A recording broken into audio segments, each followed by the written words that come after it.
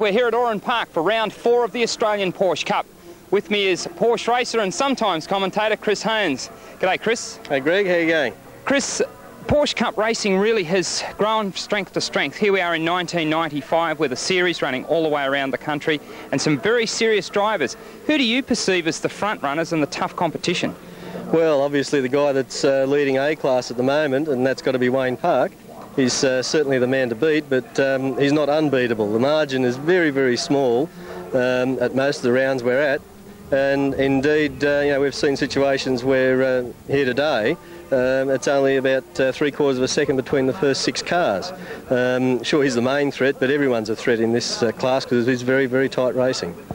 The two classes are able to compete point score-wise. In fact, they have their own point score running throughout the series. So it's not unusual to have a Class B car at the front of the field.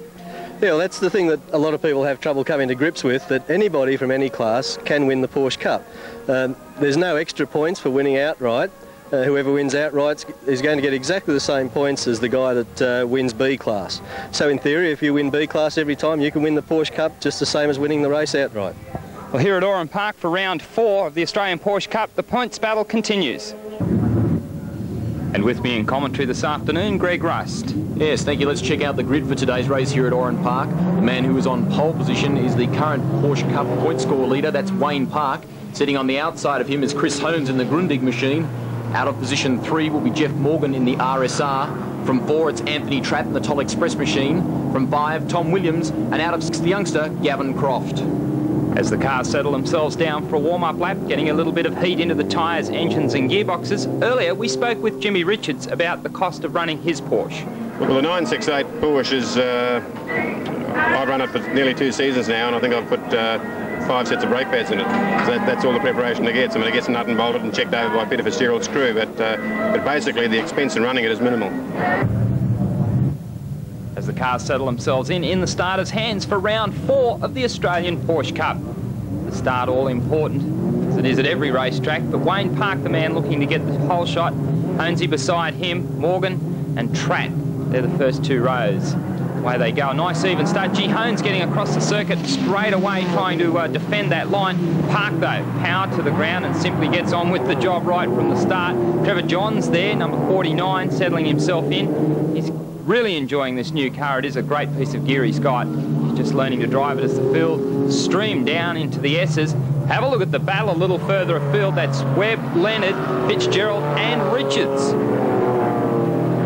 Everyone through nice and safely. And that is Park, Hones, Morgan, Tratt, streaming across the dogleg here at Oran Park. Oh, plenty of attitude. Have a look at that. Gee, I tell you what, I'd have to say cold tyres still a bit of a problem there for our leader, Wayne Park, but that certainly will not make life easy for the tyres. He really will have to try and tidy it up a little bit. Chris Haynes looking very strong with Morgan putting on some pressure as well. A lot of attitude there from the Toll Express machine, getting a little bit sideways from Tratt as he came down into the left-hander here. Pretty tight, 180-degree turn at the end of a very fast straight here at Oran Park. I tell you, I've been keeping an eye on the battle for Class B too, Greg, and away very smartly was Steve Webb in the Carrera, and he just he gets out of the box so quickly that Richards and Fitzgerald are sort of left looming in the background there. Yeah, I think Steve Webb really does have Class B looking pretty well all together right at the moment. On screen is Tratt from the Toll Express team. This is one quick car. He certainly doesn't lack horsepower, nor does Park, the man on screen, streaming down the straight here. Porsche 911. It's quite an old car. It's probably 20 years of age, but it really is able to compete right at the front of the field virtually wherever he takes it. This is the immaculate Morgan and Banks Geoff Morgan car, the old El Paso Porsche. Honesy getting a little bit sideways there. I think he's probably enjoying himself. I suppose if you had Morgan right behind you, you'd try and make your Porsche the widest Porsche out on the circuit. These guys really do have to settle themselves in. The Porsche is a notorious car for its ability to oversteer whenever you get the right foot into it. But once you do get the car balanced, it is a glorious piece of equipment to drive. They are so throttle controllable. They are a lot of fun. That is assuming that you're not racing in the rain. Park up and onto the straight, flying away from the field. Hones really is going to have to defend against the old El Paso machine driven by Morgan. Looks pretty strong, and that is a great car. It's a great piece of equipment, and they really have had to work hard to come to grips with it here in Australia.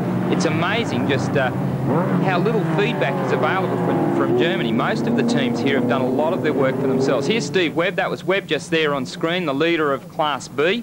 This is the leader of Class A. Webb obviously really does have Class B together, but Wayne Parker's got Class A shot to pieces right at the moment. It's Honesy with a very keen Geoff Morgan on his tail as they head down into the left-hander, comes up onto the straight at Oran Park. It's a tricky corner, especially in something that's got the kind of horsepower that these cars have. As they flatten out up onto the straight, that concrete wall looms very close. Certainly does. Here comes Morgan now all over the back of Hones, looking for the inside line as they come down the Volvo straight. And boy, oh boy, there's Leonard off the end of the main straight there. Bad luck for Leonard. He was, or should be running in the top 3 at least in the Class B points. See how that affects him. He should be able to just pick it up and keep on with it. Well, Morgan's gotten by Hones. This is a turn of the tables.